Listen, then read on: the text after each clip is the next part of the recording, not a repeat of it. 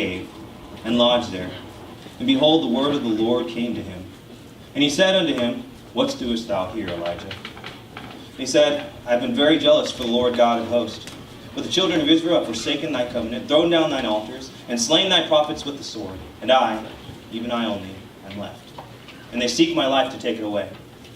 And he said, Go forth and stand upon the mount before the Lord. And behold, the Lord passed by, and a great and strong wind rent the mountains, and brake in pieces the rocks before the Lord. But the Lord was not in the wind. And after the wind, an earthquake, and the Lord was not in the earthquake. And after the earthquake, a fire, but the Lord was not in the fire. And after the fire, a still small voice. And it was so, when Elijah heard it, that he wrapped his face in a mantle, and went out, and stood in the entering in of the cave. And behold, there came a voice unto him, and said, What doest thou here, Elijah? And he said, I have been very jealous for the Lord God of hosts, because the children of Israel have forsaken thy covenant, thrown down thine altars, and slain thy prophet with the sword. And I, even I only, am left. And they seek my life to take it away. And the Lord said unto him, Go, return on thy way to the wilderness of Damascus. And when thou comest, anoint Hazael to be king over Syria. And Jehu the son of Nimshi shalt thou anoint to be king over Israel. And Elisha the son of Japhat of Abel-Maholah shalt thou anoint to be prophet in thy room. And it shall come to pass that him that escapeth the sword of Hazael shall Jehu slay, and him that escapeth the sword of Jehu shall Elisha slay. Yet I have left me 7,000 in Israel, all the knees which have not bowed unto Baal, and every mouth which hath not kissed him. Man, Elijah, I can totally understand what you mean by feeling alone. There was a point in time, I remember when I first started this whole ministry thing, and I thought I could do wonderful and great, amazing things. But then, nowadays, it just seems so hard. It seems so difficult. I mean, all these people coming against me on a regular basis, it's just, man, what happened? I thought I could do great things. You have done great things, Pastor Tom Pierce. Who are you? Elijah. Like, yeah? Yeah, the Elijah in the Bible. You know, the guy with the bald beard, the stick. Yeah, see, I have a bald head. I have a beard. Look, I have a stick. So, just look around. See this? This is what you have changed so far. So I've changed so much? They built a skyscraper after my name? No. Sorry. But no. See that young man right there? Yeah. You should go talk to him. Why? I've never met him before. Why did I stop you before? Good point. That guy? Hey! My name's Pastor Tom Pearson. How are you doing today? I'm doing good, pretty good, preacher. My name's Greg. How are you? Blessed and impressed by the Lord every day. Please have a seat. Thank you, thank you. So how do you like the view here, huh? This is a beautiful view. No, it's yeah, it's really nice. I like to come out here, at night sometimes. Just think. Yeah, that's good. You want to know something cool? Yeah, what's up?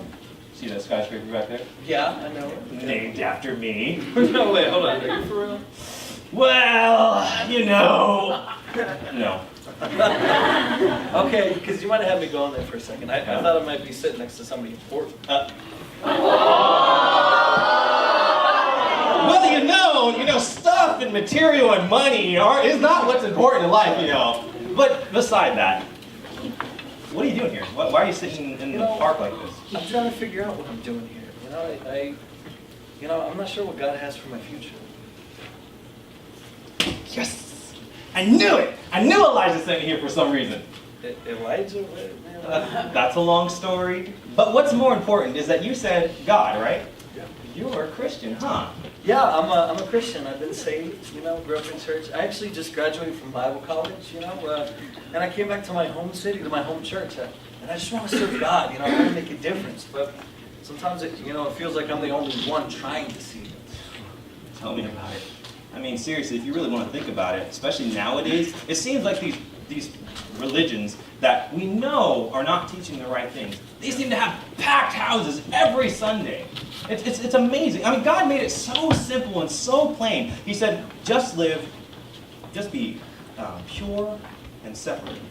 Yeah, no, it seems like my generation of Christians, they're going a different path, you know. It's not like they're leaving Christianity, but they're just seeking after the less separated, you know, more watered down Christian life.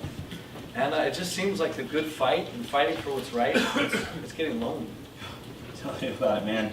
I mean, especially nowadays. I mean, back in the day, I used to go and charge and do all these wonderful things, and it just seemed like everybody was kind of saying the idea. But nowadays, it seems like even my own brethren, even my own best friends are kind of looking at me like, what are you doing? Why are you doing this anymore? Completely going against everything that I stand for. It can be really stressful and hard. I mean, it seems like we're the only one. Yeah. I'm the only one. Wait. God? Excuse me, who are you and what in the world are you wearing? I'm Elijah. Back to what I was saying. This is that long story I was talking about. Okay. Elijah, Greg, Elijah. Elijah, we were just talking about being alone. I mean, you completely understand this, right? No, hold on. Don't skip over this, all right? Now, chill. You're Elijah? You're saying that that's Elijah? Yeah. What? Yeah, Elijah. But back to what I was saying. You guys haven't both of them long. Have you guys read the story about me? Yeah, we've read your stuff in the Bible. And? Yeah, and you did some pretty great stuff, all right? You did some miracles, you know. Why are you bringing it up now? Are you trying to brag, Elijah? Wait. Maybe he's not trying to brag. Maybe he doesn't mean that. Maybe what he's trying to say is, do you remember the time period when Elijah went against Jezebel and Ahab? Yeah, I know. And he was sitting there, he went to God, and he came to God, he had a pity party about his woes to God. He's like, and stuff like that. Yeah, I know the story. I had the sheep here come after you. Touchy. It's okay. So anyways, beside the fact that he went to God and he started crying about his woes and such like that. But then when he said this, God came back to him and said, there are still 7,000 that have not bowed the knee to Baal. Yeah, no, when I think about it, it's like he did have a pity party, and he did. Oh yeah. Because he thought he was the only one serving God, but just a couple verses later, Elisha came in the picture. Now you guys are getting it. That's true. I mean, God told him at this point in time that he was not alone. And I mean, just to be honest, I've been doing a ministry for a long time. I've been preaching for a long time, and the congregation in which I work with isn't big. It's not large at all. It's actually quite small. Not like these mega churches or anything like that. And sometimes it can be so hard to keep reminding yourself to keep going. But the only thing I can do is trust in the Lord and understand that His way is the will to go. No, I get it. I see what you're saying. I should be positive and not negative, but it's just so hard sometimes, when you see people walk away, when you see people not doing what's right, it gets tough. So Elijah, can you help us out? Can you help me out? Can you tell me why should I not quit? Why should I keep fighting, pressing on? Let me show you guys something. Okay. You have my wonderful stick. Get the cloud down. Cloud? Yeah, there's one right there. Grab it. Hey, you. Okay. In G whatever. Have a gopher can. So it's kind of awkward that the cloud looks like a 1980s screen projector. Hey, you're not done. You're not done. This is called service. Put that gopher can right there. He's digging in the trash can. Yeah, I don't know if we actually got Elijah. It's not just a Maybe it's a And he pulls out a 1980s projector too. I always thought heaven would be a little bit more high tech than that. In this city, honestly, I've seen weirder. I'm gonna be real with you. I've seen weirder stuff. Okay. I don't know, maybe we should kind of walk away. He's dressed kind of funny, he's digging in traffic.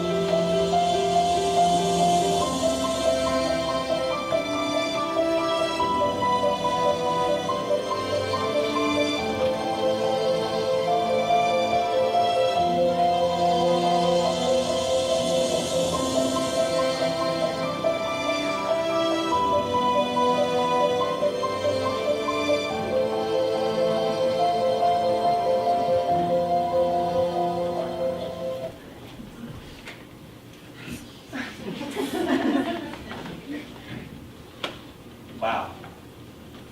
After seeing that, sometimes it's kind of hard to believe the things that God has brought you through. Sometimes you kind of forget the things that you've done for the Lord. just after seeing something like that and seeing my life kind of put on a 1980s projecting screen, it actually is surprisingly enough really encouraging. I mean, I don't feel like I'm actually alone. I've actually made a difference with people. I've actually done something with my life. I've invested in people, and the fruits of it are shown on the 1980s. I mean, so often I get focused on the negative. You think about all the people that walk away, the people that aren't living for God anymore. But it's hard to argue with that. There's so many people that are still serving God, that are alongside us doing the work. There's so many people that we get to help every week. We pick up on the bus, we bring to church. There's still so much reason to do right. Your ministry, preacher, I'm sure it's touched countless lives. I know it's changed my life, right? Because I'm not going to quit. I'm going to stick with it. That's all credit to your account. Man, just hearing you say that, Greg, like, just makes me so encouraged. It makes me feel awesome. It makes me feel amazing. Like, I mean, just the things that God can do through us if we were to actually just give ourselves to Him. But more importantly, too, the thought that we're never alone comes to mind. Yeah, but hey, more importantly, how'd you get here, dude? Elijah, what? Yeah, I mean, after digging in trash cans, pulling out a 1980s projector and a projector screen you call a cloud, I'm a little worried about how you got here. Well, I came on the chariot of fire. Does it like come with the whirlwind? Does that include? Are we like- I want my stick back. So we're talking like the actual biblical chariot of fire that you went up with and everything? Yes. You guys want to go see it? Yeah. It's down the road. Let's go. Let's go. Or we're following a crazy hobo.